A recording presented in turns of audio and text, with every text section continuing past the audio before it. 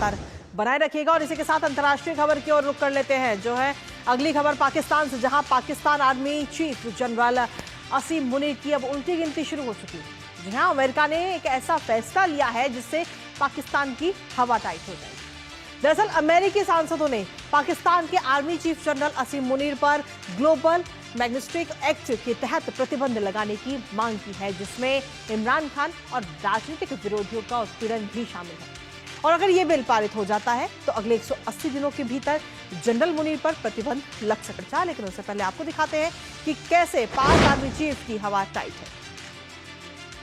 तो जनरल असीम मुनीर पर ये प्रतिबंध लगेगा, जी हाँ, और इसके बाद में वो की एंट्री जो है अमेरिका में वो हो जाएगी बंद, वो हो जाएगी बैन। अमेरिका की तरफ से ये बड़ा कदम उठाया गया है। साथ ही आपको बता दें कि इमरान खान के सपोर्ट में भी नजर आया है। अमेरिकी सीनेट में पाक के खिलाफ ये बिल पेश किया गया है और इस बिल में सीधे तौर पर देखें तो पाक आर्मी चीफ की एंट्री को लेकर बात कही गई है। ग्लोबल मैग्निस्टिक एक्ट के तहत प्रतिबंध लगाने की ये मांग की गई है। और इस एक्ट की अगर हम बात करें तो इस एक्ट के जरिए इससे पहले भी इस एक्ट का इस्तेमाल किया गया है। राजनीतिक विरोधियों के उत्पीड़न के लिए अब बैन लगाया जाएगा, ये बात कही जा रही है अगर ये बिल पास हो जाता है तो। अन्य पाकिस्तानी अधिकारियों पर भी कार्रवाई की मांग इस दौरान अमेरिका में की गई है। लेकिन इसके साथ ही आखिर ये एक्ट क्या है वो भी एक बार आपको बता देते हैं, क्योंकि बिल पारित होने पर पाक आर्मी चीफ पर यह प्रतिबंध लगेगा और उनकी अमेरिका में एंट्री हो जाएगी बैन। अगले 180 दिनों में बैन लगने की संभावनाएं जताई जा रही हैं अगर इस बिल को अमेरिका से पास कर दिया जाता है, अमेरिका में पारित किया जाता है। अमेरिका नहीं जा सकेंगे जनरल मुनीर इस बिल के पास होने के बाद में। इस एक्ट के तहत ये जो एक्ट लाया जा रहा है, अमेरिकी वीजा पर भी उनके रोक लग जाएगी। और किस तरीके से पाकिस्तान की मुश्किलें कहीं ना कहीं सीधे तौर पर हम देखें तो खड़ी हो रही है। हालांकि इससे पहले साल 2012 में ओबामा ने रूस के खिलाफ ये एक्ट लगाया था और अब इसमें पाकिस्तान का नाम भी सामने आ रहा है। इसके साथ ही आखिर इमरान खान पर क्या कुछ रुख है अमेरिका का, वो आपको बता देते हैं। विधेयक में इमरान खान की रिहाई की मांग इस वक्त की जा रही है। इस विधेयक के जरिए अमेरिका में जो ये विधेयक आया है, और साथ ही इमरान खान को राजनीतिक कैदी मानते हैं अमेरिकी सांसद। उनकी तरफ से कहा जा रहा है कि सिर्फ राजनीति से प्रेरित होकर के इमरान खान को कैद किया गया। अमेरिकी प्रशासन से पाकिस्तानी सेना पर दबाव की भी मांग इस वक्त की जा रही है कि पाकिस्तान पर जिससे कि दबाव बनाया जा सके। इमरान की रिहाई से पाक में कहीं ना कहीं राजनीतिक अस्थिरता बढ़ेगी, ये बात भी कही जा रही है अमेरिका की तरफ से। इसके साथ ही आपको बता दें कि शहबाज शरीफ सरकार पर भी अब आगे आने वाले समय में दबाव बढ़ता हुआ नजर आएगा। हमारे साथ हमारे सहयोगी अक्षय डोंगरे इस वक्त जुड़ रहे हैं, सीधा उन्हीं का रुख करेंगे। अक्षय, क्या कुछ ताजा अपडेट है आपके पास? पाकिस्तान की अगर हम बात करें तो मुश्किलें हैं और साथ ही अमेरिका में ये पूरा एक्ट एक बार फिर लाया गया है।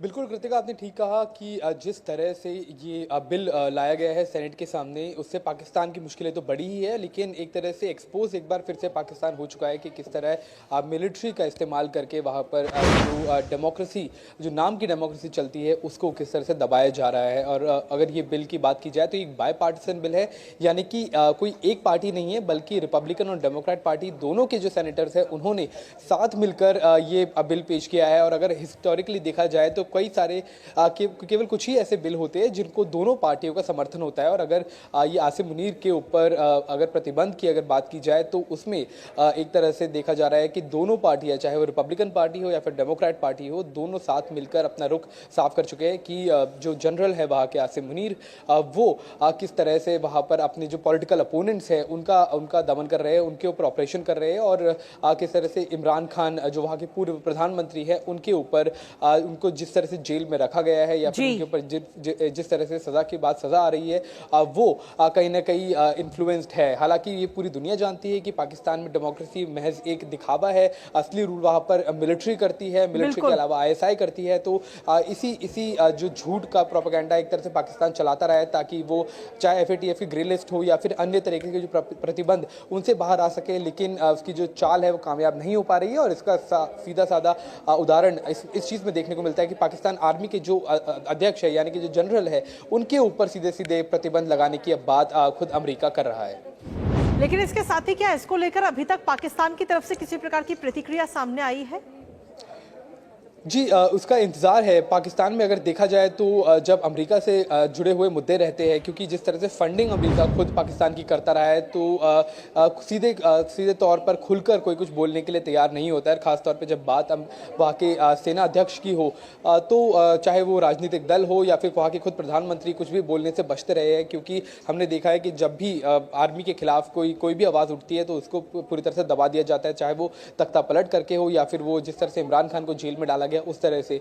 तो प्रतिक्रिया कोई नहीं आई है, लेकिन जाहिर तौर पे एक चीज़ साफ हो चुकी है कि जिस तरह से सेनेट में ये बिल लाया गया है वो दोनों पार्टियों की तरफ से लाया गया है, जिसका मतलब ये है कि इस बिल को पास होने में ज़्यादा कोई समस्या नहीं आने वाली है। और अगर ऐसा होता है तो पाकिस्तान की आर्मी के लिए एक बहुत बड़ा झटका हो सकता है।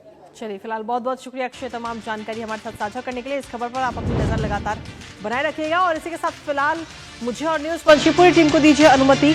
नमस्कार।